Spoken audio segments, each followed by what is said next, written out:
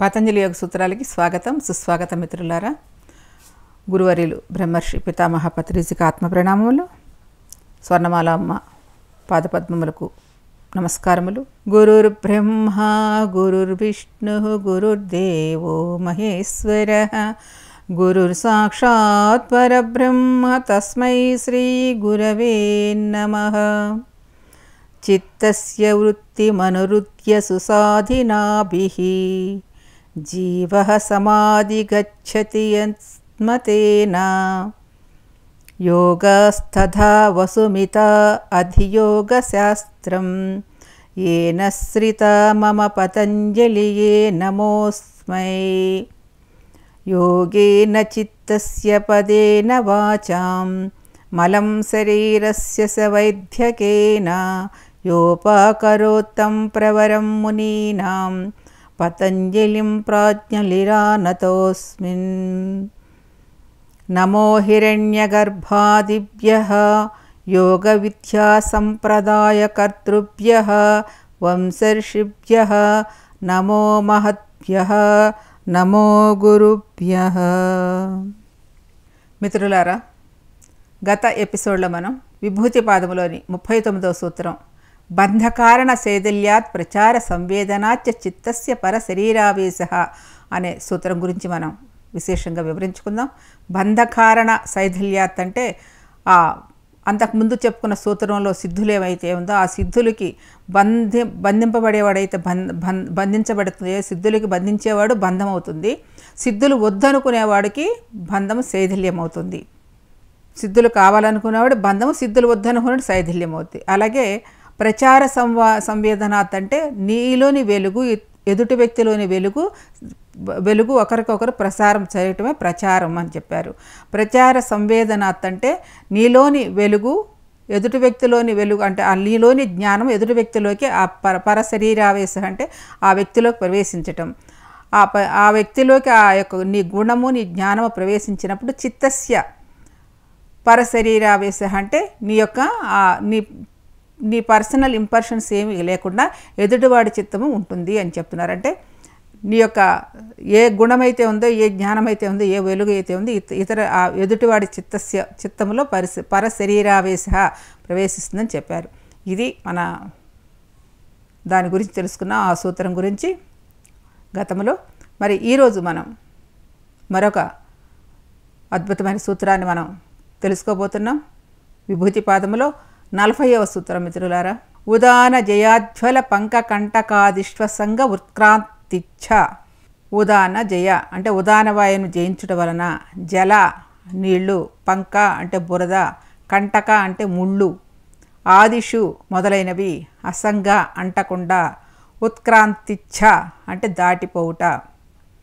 ఈ సూత్రం యొక్క అర్థం ఏమిటంటే ఉదాన వాయువుపై జయం సాధించటం వలన నీరు, బురద, ముళ్ళు స్పృశించినా బాధింపబడకుండా వాటిపై నుండి నడిచిపోవుట అబ్బును అని చెప్తున్నారండి. ఈ సూత్రం యొక్క అర్థం అది.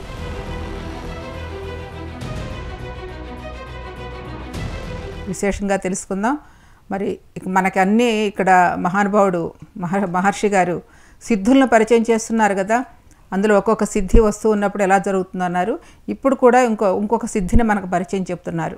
ఉదాన వాయువుని జయించటం వల్ల ఏం జరుగుతుందో అన్న విషయాన్ని మనకి అందించుతున్నారు. ఈ శరీరంలో వాయువు సంచరిస్తూ ఉన్నంత వరకు ఈ శరీరానికి ప్రాణం ఉన్నట్లే. ఈ ప్రాణం శరీరంలోని వివిధ భాగాలకి చేరినప్పుడు వివిధ క్రియలను చేస్తూ ఉండటం వల్ల వేరు వేరు పేర్లను పొందుతూ ఉంటుంది. ఏదంటే ఈ ప్రాణము శరీరంలోని వివిధ భాగాలకి చేరినప్పుడు వివిధ క్రియలను చేస్తూ ఉండటం వల్ల వేరు వేరు పేర్లను పొందుతూ ఉంటుంది. వాటి పేరే ప్రాణ, అపాన, ఉదాన, సమాన, వ్యాన అని 5 విధములుగా విడబడింది. ఏదండి ప్రాణ, అపాన, ఉదాన, సమాన, వ్యాన అని 5 విధములుగా ఆ ప్రాణవాయువు అంటే మన లోపలికి ప్రవేశించిన ఆ వాయువు 5 విధాలుగా విభజించబడింది. ఒకే ప్రాణము 5గా విడబడి ఆయా క్రియలను బట్టి అంటే ఒక్కొక్క వాయువు ఒక్కొక్క పని చేస్తుంది. ఆయా క్రియలను బట్టి ఆయా స్థానాల్లో పనిచేస్తూ ఉంటుంది ఆ ప్రాణము. ఒకే ప్రాణము 5గా విడబడి దాని పని ఒక్కొక్క ప్రాణాన్ని బట్టి ఒక్కొక్క క్రియలను చేస్తూ ఆయా స్థానాల్లో పనిచేస్తూ ఉంటుంది ఆ యొక్క ప్రాణవాయువు. నాసికాగ్రం అంటే ఇక్కడి నుంచి మనకి నాసికాగ్రం నుంచి హృదయ దేశం వరకు ఉండేటటువంటి ఈ వాయువుకి ప్రాణవాయువు అని పేరు. ఏదండి ఇక్కడి నుంచి ఇక్కడ దాకా ఉండేది నాసికాగ్రం నుంచి మనకి ఇక్కడ వరకు ఉండేది ఏంటంటే దాని పేరు ప్రాణవాయువు. హృదయ దేశం వరకు ఉండేది. హృదయ దేశం నుండి నాభి వరకు ఉండేటటువంటి వాయువుకి సమాన వాయువు అని పేరు. ఈ సమాన వాయువు ఉదర భాగంలో ఉంటూ ఇక్కడ మన ఉదర భాగంలో ఉంటూ మనం తిన్న లేదా తాగిన పదార్థాలని శక్తిగా మార్చి శరీరంలోని మూలలకు సమానంగా పంపిస్తూ ఉంటుంది సమాన వాయువు. కాబట్టి అందుకనే సమాన వాయువు అన్నారు. లేదండి ఆ సమాన వాయువు మన ఇక్కడ నాభి చక్రంలో ఉంటుందన్నమాట. ఈ ఉదర భాగంలో నాభి దగ్గర ఉండి మనం తిన్న లేక తాగిన పదార్థాలను శక్తిగా మార్చి శరీరంలోని మూలలకు సమానంగా పంపిస్తూ ఉంటుంది. కాబట్టి దాన్ని సమాన వాయువు అన్నారు. అలాగే నాభి ప్రదేశం నుంచి క్రింద వైపుకు కిందకి ప్రసరించేది ఏదైతే ఉందో దాన్ని అపాన వాయువు అన్నారు. అది ప్రధానమైన పని చేస్తుంది. అంటే ఈ శరీరంలోంచి బయటకు వెళ్ళవలసినటువంటి పదార్థాలను బయటకు తోసేయడము, అంటే చెమట ఇలాంటివన్నీ ఉంటాయి, అవన్నీ తోసేస్తూ ఉంటుంది. అలాగే మలమూత్రాదులకు సంబంధించిన వ్యవహారం కావచ్చు, అలాగే గర్భస్థ శిశువుకు సంబంధించిన వ్యవహారం కావచ్చు, లేదా శరీర మరణం యొక్క వ్యవహారమైనా కావచ్చు. దేనైనా సరే శరీరం నుండి బయటికి పంపించాలి అంటే దానికి అపాన వాయువు శక్తి కావాలి, బయటికి తోసేస్తుంది ఆ వాయువు. కాబట్టి అపాన వాయువు యొక్క పని అదనమాట. అలాగే హృదయ దేశం నుండి శిరస్సు వరకు ఇక్కడ వరకు ఉండేది ఉదాన వాయువు. ఇది పైకి తేలి ఆడేటటువంటి వాయువుగా ఉంటుంది. ఈ ఉదాన వాయువు ఏం చేస్తుంది, కాస్తంత మనని పైకి తేల్చేటట్టు ఉంటుంది, అల్కీగా అయిపోతుంది మన శరీరం అంతా కూడా. ముఖ్యంగా ఉదాన వాయువు వైఖరీయుక్తమైన అంటే వైఖరీ శక్తిగా పనిచేస్తుంది. వైఖరీ శక్తి అంటే వాక్కుని, ఉదాన వాయువు ద్వారానే మన వాక్కు పనిచేస్తుంది. అంటే మనకి ఈ వైఖరీ శక్తి అని ఇక్కడ ఉంటుంది. మనం అంతకుముందు మన వాక్కు ఎలా రావాలో తెలుసుకున్నాము. సో మూలాధారం నుంచి వచ్చిన వాక్కు ఉదాన వాయువులో ఇక్కడ స్వరపేటికి టచ్ అయ్యి దాని నుండి మనకి బయటికి మాటలు వస్తాయి. దాన్ని వైఖరి అని అంటారనమాట. సో ఆ ఉదాన వాయువు ద్వారానే మనం మాట్లాడే శక్తిగా పనిచేస్తుంది అనమాట. అలానే నీటిలో తేలటము, జీవనం పూర్తయినాక ప్రాణాలు పైకి పంపటం లాంటి పనులను ఉదాన వాయువు నిర్వర్తిస్తూ ఉంటుంది. జీవనం పూర్తయ్యాక అంత్యదశ, మనం చివరికి వచ్చిన తర్వాత మన శరీరాన్ని ఇక్కడ వదిలేసి ప్రాణాన్ని పైకి తీసుకెళ్లే పని కూడా ఉదాన వాయువే నిర్వర్తిస్తూ ఉంటుంది. ఇలా శరీరాన్ని 4 భాగాలుగా చేసుకున్నట్లయితే నాసికాగ్రం నుండి హృదయ భాగం వరకు ప్రాణవాయువు, హృదయ భాగం నుండి నాభి వరకు ఉదాన వాయువు వ్యాపించి ఉండి తమ విధులను నిర్వర్తిస్తూ ఉంటుంది. మిగిలిన వ్యానవాయువు ఉంది చూసారండి, శరీరం మొత్తం వ్యాపించి ఉంటుంది. అంటే కాలి బొటన వేలు దగ్గర నుంచి ఈ శిరస్సు పైన మన వెంట్రుక చివరి వరకు అనమాట, దాన్ని మొత్తం వ్యాపించి ఉంటుంది. దాన్ని ఏమన్నారు, వ్యానవాయువు అన్నారు. అందుకని వ్యానం వీర్యవత్ కర్మహేతువు అన్నారు. అంటే శరీరంలోని ఏ అంగంతోనైనా సరే బరువు ఎత్తడం లాంటి పనులు చేయాలంటే దానికి కావలసినటువంటి శక్తిని ప్రసాదిస్తూ ఉంటుంది ఈ వ్యానవాయువు. ఈ పంచవాయువులు శరీరంలో ఉండి ఆయా పనులు చేస్తూ ఉంటాయి. కానీ శరీరంలో ఉన్నట్లుగా మనం గుర్తిస్తామండి ఆ ప్రాణవాయువులు ఇలా ఒక్కొక్కటి పని చేస్తుందని. ఇది మనకి మహర్షి గారు మనకి ఆ వివరణాత్మకమైన విశేషాన్ని ఇస్తున్నారు. ఎందుకంటే మన గురించి మనం తెలుసుకుంటూ మనలో ఏ వాయువు ఎలా పనిచేస్తుంది, ఏ ఇంద్రియం ఎలా పనిచేస్తుంది తెలుసుకుంటే వాటిపై మన పట్టు వస్తుంది, వాటిపై మా అవగాహన కలుగుతుంది. తద్వారా మనం ఇంకా ముందుకెళ్ళటానికి అవకాశం ఉంటుందని అలా మనకు అన్ని వివరంగా ఇస్తున్నారు మహర్షి గారు. కాబట్టి మరొకసారి చెప్పుకుందాం ఈ వాయువుల గురించి. నాసికాగ్రము నుండి హృదయ దేశం వరకు ఉన్నదం ప్రాణవాయువు, అంటే ఈ హృదయ దేశం నుండి నాభి వరకు ఉన్నదం సమానవాయువు. ఈ సమానవాయువు మనం తీసుకున్న ఆహారాన్నంతా చక్కగా శక్తిగా మార్చి అన్ని అవయవాలకు అందిస్తుందని చెప్పుకున్నాం. అలాగే ఆ నాభి నుండి కిందకు ఉండేదం అపానవాయువు. ఆ అపానవాయువు ఏంటంటే మలమూత్రాలు పంపించడానికే కావచ్చు, అంటే ప్రసవం అవ్వడానికే కావచ్చు, ఇలా ఏ వాయువు అయితే లేకపోతే అంటే మన జీవనం అయిపోయిన తర్వాత ప్రాణాలు పైకి పంపించడానికే కావచ్చు, ఇలా అది ఆ అపానవాయువు పనిచేస్తుంది. అంటే కిందకి ఈ నాభి నుంచి కింద భాగంలో ఉండేదంతా అపానవాయువు, దానిపైన అది చేస్తూ ఉంటుంది. అలాగే హృదయ భాగం నుండి నాభి వరకు ఉదానవాయువు వ్యాపించి ఉండి తమ తమ విధులు నిర్వర్తిస్తుంటుంది. మిగిలిన వ్యానవాయువు మొత్తం శరీరం అంతా వ్యాపించి ఉంటుంది. కాలి బొటన వేలు దాకా పై వరకు ఉంటుంది. ఈ వ్యానవాయువు ఏం చేస్తుంది, మనం ఏ పని చేయలేం, బరువు ఎత్తాలంటే మనకు శక్తి కావాలి కదండి, ఆ శక్తిని మనకి ఎప్పుడు ఇస్తూ ఉంటుంది వ్యానవాయువు. పంచవాయువులు ఈ శరీరంలో ఉండి ఆయా పనులు చేస్తూ శరీరంలో ఉన్నట్లుగా కూడా మనం గమనించకుండా ఉంటామని చెప్తున్నారు మహర్షి గారు. సో ఇది వాయువుల యొక్క పనితీరు, ఆ పంచవాయువుల యొక్క పనితీరు అదనమాట. తర్వాత ఈ పంచవాయువులు సంచారాన్ని గమనించటం సాధకుడికి ప్రాథమికమైన విధి. ఇక్కడ మనకు కావాల్సింది ఇది పాయింట్. అంటే మనలో వాయువులు రకరకాల పేర్లతో రకరకాల పనులు చేసినాయని ఇప్పుడు తెలుసుకున్నాము. ఈ పంచవాయువులు సంచారాన్ని గమనించడం సాధకుడికి ప్రాథమికమైన విధి. సాధన చేసేవాడికి ఆ శ్వాసను గమనించడం చాలా ముఖ్యమైన పాయింట్. ఎందుకంటే మన సూత్రములో ప్రాణ సంచారం ఎలా జరుగుతుందని ఒక యోగ వాసిష్ఠుడికి ఒక కాకిభూషణుడికి ఒక కథ జరిగింది. మనకి ప్రాణతత్వవేత్తను అంటాడు కాకిభూషణుడు. ఆయన చాలా చక్కగా చెప్పాడు, ప్రాణం ఎలా నాలో సంచరిస్తుంది, ఆ ప్రాణాన్ని బట్టి నేను టైం లెక్క కడతాను, కాలాన్ని లెక్క కడతానని చెప్పాడు. సో ఆ విధంగా మన లోపల ఆ ప్రాణవాయువు, ఆ వాయువులు ఎలా సంచరిస్తున్నాయి అన్నది మనకు గమనిక కావాలి ఎవరికి, సాధకుడికి. వాటిని గమనించేసి ప్రాథమికమైన విధి అనమాట సాధకుడికి. అంటే శ్వాస మీద సరైన అవగాహన పెంచుకోవాలి. వాయువు ఎంత దాకా వెళుతుంది, ఏ పని చేస్తుంది, ఏ వాయువు ఎలా వ్యవహరిస్తుంది అనే విషయం సరిగ్గా గ్రహించడాన్నే ప్రాణధారణ అంటారు. అంటే ఏ వాయువు ఎంత దాకా వెళుతుంది, ఏ వాయువు ఏ పని చేస్తుంది, ఏ వాయువు ఎలా వ్యవహరిస్తుంది అనే విషయం సరిగ్గా గ్రహించడాన్ని ప్రాణధారణ అంటారు. ఈ సూత్రములో ప్రధానంగా ఉదాన వాయువుని ధారణ, ధ్యాన, సమాధి సంయమం చేయగలిగినట్లయితే ఉదాన వాయువుపై పట్టు చిక్కుతుంది అని చెప్తున్నారు. ఈ సూత్రం ప్రధానంగా అదే కదండి, ఉదాన వాయువుని జయించడం అని చెప్పారు. అది జయిస్తే నువ్వు ముళ్ళ మీదైనా నీటిలోనైనా మునక్కుండా పైకి తేలి వెళతావని చెప్పారు సూత్రం యొక్క ఇది అర్థము. అది ఎలా అన్నది ఇక్కడ తెలుసుకుంటున్నాం మనం. కాబట్టి ఆ ఉదాన వాయువుపై ధారణ, ధ్యాన, సమాధి సంయమం చేయగలిగినట్లయితే ఆ ఉదాన వాయువుపై పట్టు చిక్కుతుంది. ఆ పట్టు చిక్కినప్పుడు మనం రమ్మంటే రావడం, ఉండమంటే ఉండడం, పొమ్మంటే పోవడం అనే స్థితి వస్తుంది. దీన్ని ఏమన్నారు, ఉదాన జయం అన్నారు. అంటే ఆ ఉదాన వాయువుని జయించడం అన్నారు. అంటే జీవించి ఉన్నప్పుడే ఒక విధంగా, మరణ సమయంలో ఈ ప్రాణాలు శరీరం నుండి బయటికి పంపించవలసినప్పుడు మరొక విధంగా జరుగుతుంది. ఈ ఉదాన వాయువు ఉన్నప్పుడు ఒక విధంగా జరుగుతుంది, మరణ సమయంలో ఈ ప్రాణాలను శరీరం నుండి బయటికి పంపించేటప్పుడు మరొక విధంగా జరుగుతుంది. ఇలా జీవం ఉన్నప్పుడు ఈ శరీరం సహజంగానే పృథ్వీతత్వంతో మన బరువుగా ఉంటుంది. మనకి భూ యొక్క తత్వం ఉంది కాబట్టి, భూమి తత్వం కాబట్టి, ఇది భూమి ఆకర్షణ శక్తితో అనుసంధానం ఉన్నది కాబట్టి కాస్తంతా మనకి ఈ శరీరం బరువుగానే అనిపిస్తుంది సహజంగా. బరువుగా ఉన్న శరీరం నీళ్ళల్లో వెళ్ళినప్పుడు ఏమవుతుంది, మునిగిపోతున్నాం. బురదలో వెళ్తే కూరికిపోతుంది. అలాగే ముళ్ళు కూడా గుచ్చుకుపోతాయి, ఎందుకంటే ఇది బరువు ఉంది శరీరం.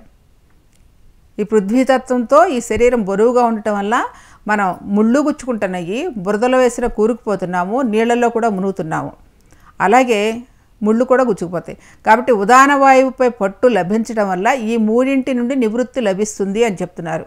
అదే కదా, కంటక అంటే మట్టి ముళ్ళు, పంకం అంటే బురద, జలం అంటే నీళ్ళు అనమాట. ఆ మూడిటి గురించే మనకు సూత్రంలో చెప్పారు. ఇక్కడ ఆ మూడిటిపై నివృత్తి లభిస్తుందని చెప్తున్నారు.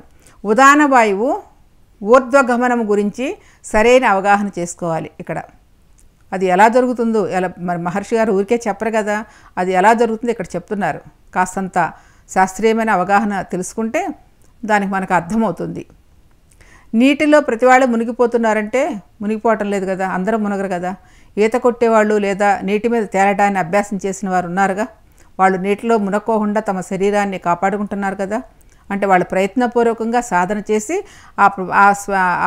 ఆ యొక్క శరీరాన్ని నీటిలో తేలేటట్టు, ఇంకా చెప్పాలంటే యోగులు నీటిలోనే కూర్చుని ధ్యానం కూడా చేస్తారు.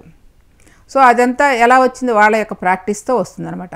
ఇక్కడ అది మనకు కనపడుతుందిగా. అంటే మనం మామూలుగా అయితే ఇది స్థూల శరీరం, నీళ్ళలో దిగంగానే మునిగిపోద్ది, బురదలో దిగంగానే బురదలో కూరుకుపోద్ది, ముళ్ళు మీద పడితే ముళ్ళు గుచ్చుకుంటాయి. కానీ ఇక్కడ ఏం చెప్తున్నారు, ఒకంత కాస్తంత ప్రాక్టీస్ చేయటం వల్ల సాధకుడు ఈత అది నేర్చుకోవటం వల్ల కొంతవరకు మునగకోకుండా తమ శరీరాన్ని కాపాడుకుంటున్నారు. అంటే నీటి మీద తేలగలగటం లేదా నీటిలో మునిగిపోకుండా ఉండగలగటం అనేది మానవుడికి ఒక చిన్నపాటి ప్రయత్నం ద్వారా సాధ్యమవుతుంది. నీటి మీద తేలగలగటం కావచ్చు, నీటిలో మునిగిపోకుండా ఉండగలగటం అనేది మానవుడికి ఒక చిన్నపాటి ప్రయత్నం ద్వారా సాధ్యమవుతుందని మనకి అర్థమవుతూనే ఉంది కదా. అలానే బురదలో కూరుకుపోవడం అనేది శరీరానికి సహజమైన స్వభావమే, అయినప్పటికీ దాన్ని అధిగమించడం సాధ్యమే అంటున్నారు. అలాగే శరీరంలోని ఏ భాగానికి ముళ్ళు తగిలినా ఆ ముళ్ళు శరీరంలోకి చొచ్చుకుపోవడం అనేది శరీరానికి సహజమే, అయినప్పటికీ దాన్ని ఆపుకునేటటువంటి విధానాన్ని ఉదాన వాయువు మీద పట్టుతో సాధించగలం అని చెప్తున్నారు. ఉదాన వాయువు మన శరీరం అంతా వ్యాపించి మన దేహానికి కావలసిన సమతుల్యత, ఆ ఒత్తిడిని బ్యాలెన్స్ చేస్తుంది, సమతుల్యంగా సహకరిస్తుంది. ఏదంటే మన ఉదాన వాయువు శరీరం అంతా వ్యాపించి మన దేహానికి కావాల్సిన ఒత్తిడి ఉంది చూసారా, అది సమతుల్యతగా సమకూరుస్తుందంట. దేహంలో ఉన్న ఈ ఇన్నర్ బాడీ ప్రెషరు, లోపల ఉన్న ప్రెషరు, ప్రకృతిలో ఉన్న ఔటర్ అట్మాస్ఫియర్ ప్రెషరు రెండు బ్యాలెన్స్ చేస్తుందంట. ఇది శాస్త్రీయ దృక్పథం ఇక్కడ. అంటే బయట ఉన్న అట్మాస్ఫియర్లో ఉన్న ప్రెషరు, మన ఇన్నర్లో ఉన్న ప్రెషర్ కూడా రెండింటినీ ప్రకృతిలో బ్యాలెన్స్ చేస్తుంది. కాబట్టి మన దేహానికి ఆకారము రూపము ఉంటున్నాయి. ఇదే ఉదాన వాయువు నీళ్లల్లో మునగకుండా ఉండటానికి కారణమని చెప్తున్నారు. ఈ ఉదాన వాయువు మనం నీళ్లలో ఉన్నప్పుడు కూడా నీటి సాంద్రత వల్ల మన దేహాన్ని మునగకుండా తేలేటట్లు చేస్తుంది. దాన్ని ఏమంటారు, బయోన్సీ అంటారన్నమాట. బయాన్సీ అంటారు. అంటే ఆ బయట ఉన్న అట్మాస్ఫియరు, లోపల ఉన్న అట్మాస్ఫియరు బ్యాలెన్స్ అవ్వటం వల్ల, సమతుల్యత చెందటం వల్ల, అది ఆ నీటి సాంద్రత వల్ల మన దేహాన్ని మునగకుండా చేసేట్లు చేస్తుంది అన్నమాట. అలానే ఉదాన వాయువుపై ధారణ, ధ్యాన, సమాధి సమయంతో పట్టు సాధించవచ్చు. ఈ మూడింటిని కలిపి సాధించవచ్చు. అంటే మన దేహంలో ఆ ఉదాన వాయువుని ఏ స్థానంలో ఎంత ఒత్తిడితో ఉంచదలుచుకుంటే ప్రాక్టీస్తో ఆ సంయమం చేయటం వల్ల మన దేహంలో ఆ ఉదాన వాయువుని ఏ స్థానంలో ఎంత ఒత్తిడితో ఉంచదలుచుకుంటే ఆ స్థానంలో అంత ఒత్తిడితో ఉంచుకోగలిగే సిద్ధి మనకు లభిస్తుందని చెప్తున్నారు. ఈ సిద్ధి వలన నీళ్లలోనే కాక భూమిపై కూడా పైకి తేలే స్థితి తెచ్చుకోగలం. మన దేహంలో ఉన్న ఈ ఉదాన వాయువు యొక్క ఒత్తిడిని, అంటే ప్రెషర్ మ్యానిపులేషన్, అంటే లోపల ఉన్న ఒత్తిడిని తగ్గించుకోవటం వల్ల ప్రకృతిలో ఉన్న అట్మాస్ఫియర్ ప్రెషర్కి, బాహ్యంలో ఉన్న ప్రకృతిలో ఉన్న అట్మాస్ఫియర్ ప్రెషర్కి మన దేహాన్ని పైకి లేపుతుంది. బెలూన్లో గాలికి బదులు హీలియం నింపితే ఆకాశంలోకి ఎగిరినట్లుగా, బెలూన్లో గాలికి బదులు హీలియం నింపితే ఆకాశంలోకి ఎగిరినట్లుగా అది భూమి ఆకర్షణ శక్తికి వ్యతిరేకంగా పనిచేస్తున్నట్లు అనిపిస్తుంది. కానీ నిజానికి గాలి ఒత్తిడే, అట్మాస్ఫియర్ ప్రెషర్ ఎక్కడ, దానివల్లే సాధ్యమవుతుంది. దీనివల్ల ఉత్క్రాంతిచ్ఛ అంటే మన శరీరం గాలిలోకి పైకి లేవగలగటం, దాన్ని లెవిటేషన్ అంటారు. అలాగే బురద అంటకుండటం, ముళ్ళు గుచ్చుకోకుండా ఉండటం అనేవి సాధ్యమవుతాయని ఈ సూత్రానికి శాస్త్రీయపరంగా అవగాహన చేస్తున్నారు. అదేవిధంగా మన సాధనతో, మన శ్వాస మీద ధ్యాసని సాధన పెట్టినప్పుడు మనకు బయట ఆ విశ్వశక్తి ఎప్పుడైతే మనలో బాగా ఇన్పుట్ అవుతుందో ఆటోమేటిక్గా మనకి శరీరం చాలా తేలికైపోతూ ఉంటుంది. తేలికైపోయి పైకి అలా భూమి మీద నుంచి లెగుస్తూ ఉంటుంది. ఇందాక లెవిటేషన్ అనుకున్నాం. లెవిటేషన్ అని అంటే మనకి ఆ భూమి ఆకర్షణ శక్తి నుండి విడబడి ఆ శరీరం పైకి లెగుస్తుంది. మనలో ఆ ప్రెషర్ ఎక్కువైనప్పుడు, అంటే ఆ విశ్వశక్తి ప్రెషర్ మన లోపలికి ఎక్కువైనప్పుడు అలా కూడా యోగ సాధనలో కూడా జరుగుతుంది కూడా చాలామందికి అది అనుభవమే. ఇక్కడ మనం తెలుసుకుంది ఏంటంటే, ఒక శాస్త్రీయ దృక్పథంతో మనం తెలుసుకున్నాం. ఇక్కడ ఆ యొక్క లోపల ఉన్న ఆ ప్రెషరు, బయట ఉన్న ప్రెషరు బ్యాలెన్స్ అయినప్పుడు చక్కగా అది మునగకోకుండా పైకి తేలుతూ, బురద అంటుకోకుండా, అలాగే ముళ్ళు గుచ్చుకోకుండా కూడా పైకి లెగుస్తుంది. ఇది ఉత్క్రాంతిచ్ఛ అంటే, ఉత్క్రాంతించడం అంటుకోకుండా ఉండటం ఈ సూత్రం యొక్క విధం. అది ఎలా అంటే ఉదాన వాయువు మీద పట్టు సాధించినప్పుడు, శాస్త్రీయ పరంగా యోగ సాధన పరంగా కూడా పట్టు సాధించినప్పుడు మనకి ఆ యొక్క సిద్ధి లభిస్తుంది అని మహర్షి గారు మనకి చక్కగా వివరించారు. విభూతి పాదంలో 41వ సూత్రం సమాన జయాజ్వలనం, సమాన జయాజ్వలనం అని చెప్తున్నారు ఇక్కడ. దీనివల్ల ఏం జరుగుతుందో, ఏ సిద్ధి వస్తుందో చెప్తున్నారు ఇక్కడ. సమాన జయాత్, సమాన వాయువును జయించుట వలన జ్వలనం, వెలుగు అనేది వస్తుందని చెప్తున్నారు. సూత్రార్థం ఏంటంటే సమాన వాయువును జయించిన వాడికి దేహము నుండి తేజస్సు ఉజ్వలంగా ప్రకాశిస్తుంది. సూత్రం యొక్క అర్థం.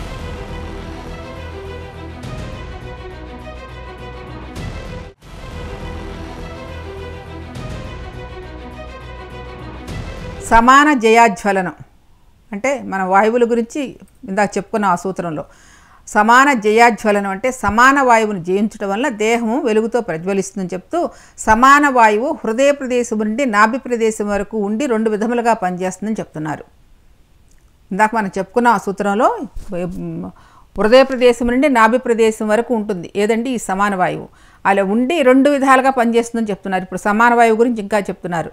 ఇంతకుముందు మనం చెప్పుకున్నా ఇక్కడ సమాన వాయువుగా ఉండి మనం తీసుకున్న ఆహారాన్ని శక్తిగా మార్చి శరీరంలో అన్ని మూలలకి శక్తిగా ప్రసరింపచేస్తుందని ముందు సూత్రంలో చెప్పుకున్నాం. ఇంకా ఇక్కడ దీని గురించి ఇంకొక వివరణ ఇస్తున్నారన్నమాట. అది 2 విధాలుగా పనిచేస్తుందంట.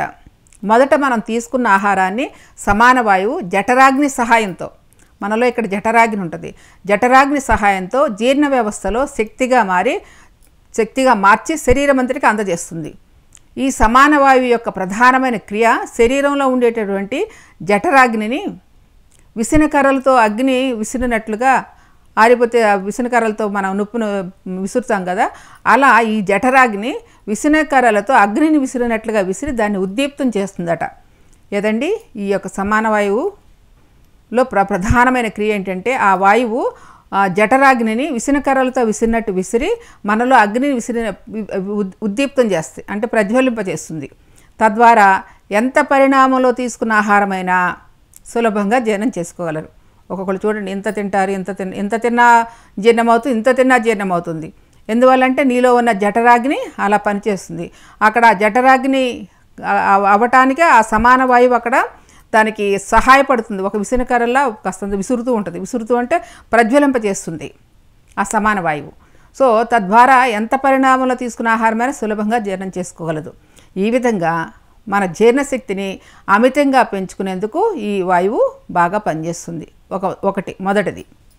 రెండవది, సాధకులు సమాన వాయువు మీద ధారణ, ధ్యాన, సమాధి సంయమం ద్వారా జ్వలనం అంటే తేజస్సుతో వెలిగిపోతూ ప్రకాశిస్తారు. ఇది యోగుల్లో సహజంగా ఉండేటటువంటి లక్షణమే. ఎప్పుడైతే శ్వాస మీద ధ్యాస పెట్టి సాధన చేస్తుంటామో మనకి ఇంకా ఇక్కడ ఏం చెప్తున్నారు, ధారణ, ధ్యాన, సమాధులు కూడా చేయమంటున్నారు. అంటే ధారణ, ధ్యాన, సమాధులు అంటే ఏకత్వం, ఆ 3 ఏకత్వ స్థితి చేసి ఏకత్వంతో సంయమం చేసినప్పుడు ఏం జరుగుతుంది, ఆ జ్వలనం అంటే ఆ సమాన వాయువులో జ్వలనం అంటే ఒక తేజస్సు వెలుగుతూ ప్రకాశిస్తాడనమాట. ఆ లోపల నుంచి మనకు ఆ వెలుగులు బయటకు కూడా జిమ్ముతూ ఉంటాయి. చూడండి, కొంతమంది యోగుల యొక్క శరీరాలు చూస్తే కాంతివంతంగా మెరిసిపోతూ ఉంటాయి. ఎందుకంటే అక్కడ సమాన వాయువు ఆ నాభి చక్రంలో ఆ మణిపూరక చక్రం చాలా అద్భుతంగా తేజస్సుగా వెలుగుతుంది. దానికి కారణం ఏంటంటే ఆ సమాన వాయువు చక్కగా పనిచేస్తుంది అనమాట. అక్కడ ఆ జ్వలనం జరుగుతుంది. మనం ఈ ధారణ, ధ్యాన, సమాధులు సంయమం చేయటం వల్ల ఆ యోగికి అక్కడ ఆ తేజస్సు అనేది బాగా ప్రజ్వరిల్లి ప్రకాశంగా ప్రకాశిస్తారు, చాలా ప్రకాశంతో వెలిగిపోతూ ఉంటారు. ఇది యోగుల్లో సహజంగా ఉండేటటువంటి లక్షణమే అని వివరిస్తున్నారు. ఎక్కడైనా ఒక చోటులో కానీ గాలిలోనైనా సరే మీరు ధ్యానం చేయటం మొదలు పెడితే అక్కడ నిప్పు పుడుతుంది. ఎక్కడైనా మీ చోటులో అంటే ప్లేస్లో కానీ లేకపోతే ఏదైనా ఎక్కడైనా కూర్చుని ఒక ధ్యానం చేయటం మొదలు పెడితే అక్కడ నిప్పు పుడుతుందంట. దానికి ఉదాహరణ షిరిడి సాయిబాబా ఎండుగడ్డిలో ఇలా కర్రతో కొట్టి అక్కడ వచ్చిన నిప్పుతో చిల్లుం కాల్చుకున్నారు కదా, మనకి ఆయన చరిత్రలో తెలుస్తుంది కదా. అంటే ఇలా ఎక్కడ కావాలంటే అక్కడ నిప్పు ఎలా వస్తుంది, ఎక్కడ కావాలంటే అక్కడ నిప్పు ఎలా వస్తుంది అంటే అగ్గిపుల్ల గీస్తే నిప్పు ఎక్కడి నుంచి వస్తుంది, అగ్గిపుల్లలో ఉందా, అగ్గిపుల్ల చివర ఉన్న ముందులో ఉందా అంటే అగ్గిపెట్టెకు అగ్గిపుల్లకి మధ్యన ఉన్న ఆకాశమే అగ్ని. అంటే ఆ రాపిడి వల్ల వెలుగుతుంది, కానీ ఆ రాపిడిలో మధ్యలో ఏముంటుంది, ఆకాశం ఉంటుంది. ఆ ఆకాశమే అగ్ని అని చెప్తున్నారు. కాబట్టి అగ్గిపుల్ల ఉన్న చివర అగ్గిపుల్లకి కాదు, అగ్గిపుల్ల ఉన్న చివర ముందుకి కాదు, ఆ 2 కలిపి రాపిడి జరిగినప్పుడు అగ్ని పుట్టుకొస్తుంది. అందుకే బాబా గాలిలోనే అక్కడ ఇలా కొట్టంగానే అగ్ని పుట్టింది ఆయనకి. చక్కగా సిలిమ వెలిగించుకున్నారు, ఆయన హాయిగా తాగారు. కాబట్టి ఇక్కడ ఏం చెప్తున్నారు, అగ్గిపుల్ల చివర ఉన్న మందులో ఉందా, అగ్గిపుల్లలో ఉందా, అంటే అగ్గిపెట్టెకు అగ్గిపుల్లకు మధ్యన ఉన్న ఆకాశమే అగ్ని. ఆ రెంటికి రాపిడి అనే అగ్ని పుట్టుకొచ్చింది. అలాగే ఇనప ముక్క చెకుముకి రాయి ఉంటుంది కదా, ఇనప ముక్కల చెకుముకి రాయలు అంటారు. ఆ రాయితో ఇలా కొడుతుంటే అక్కడ కూడా అగ్ని పుడుతుంది. చెకుముకి రాయి అంటారు అది. దాన్ని ఇలా కొడుతుంటే దానిలో కూడా అగ్ని పుడుతుంది. మరి చెకుముకి రాయిలో అగ్ని ఉందా, ఇనుప ముక్కలో ఉందా? రెండింటి మధ్యలో ఉన్న ఆకాశంలో ఉంది. ఆ రెండింటికి ఇలా రాపిడి జరుగుతుంటే ఆకాశంలో అక్కడి నుంచి అగ్ని పుట్టుకొస్తుంది. అదనమాట. కాబట్టి ఆకాశంలోంచి వాయువు, అగ్ని, జలము, పృథ్వీ మొదలైవి వచ్చాయి. మన ఆకాశం నుంచి ఆ పంచభూతాలు వచ్చాయి. కనుక సమాన జయాత్ జ్వలనం అంటే సమాన వాయువును జయించుట వలన జ్వలనం అనే అగ్ని వస్తుందని చెప్తున్నారు. ఆకాశంలో వాయువు సమానత్వం చెందినప్పుడు వాయువు నుంచి అగ్ని వ్యక్తమవుతుంది. అదేవిధంగా ఈ అభ్యాసం చేసే యోగి కూడా తనను తాను జ్యోతి స్వరూపంగా ధ్యానం చేసుకోవటంలో సమాన వాయువునందు ఒక రకమైన సమాధి స్థితి వస్తుంది. అంటే సంయమం వస్తుంది. ధారణ, ధ్యాన, సమాధుల సంయమంతో తేజస్సు యొక్క స్వరూపుడుగా తన్ను తాను ధ్యానించుకుంటాడు. ఈ ధారణ, ధ్యాన, సమాధిలో ఆ సంయమంతో ఆ తేజస్సు యొక్క స్వరూపుడుగా అయ్యి తన్ను తాను ఆ తేజస్సుతో ధ్యానించుకుంటాడు. ఇది సమాన జయాజ్వలనం అనే సూత్రానికి శాస్త్రీయపరమైన అర్థం మిత్రులారా. ఇది మనకి మహర్షి గారు చక్కగా వివరించారు. మరి అద్భుతంగా మనం ఈ విషయాలను తెలుసుకుంటున్నాం. ఆ సిద్ధులు ఎలా వస్తాయి, ఒక్కొక్క వాయువుని ఎలా మనం ఉపయోగించుకోవచ్చో చక్కగా చెప్పారు. మరి ఇంతవరకు సమయం మించింది కాబట్టి ఈరోజుకు సెలవు. పతంజలి యోగ సూత్రాలు, శాస్త్రీయ సాధనా దృక్పథం, జీవన విధాన సారం. సంప్రదించవలసిన చిరునామా pyramid house, Machavaram, Vijayawada 520004. Phone numbers 9848170801, 9848192801 మరియు PMC publications 8-2-603/1/3, third floor, road number 10, Banjara hills, Hyderabad 5,34,000. Phone numbers 9398676 126, 9398676 126.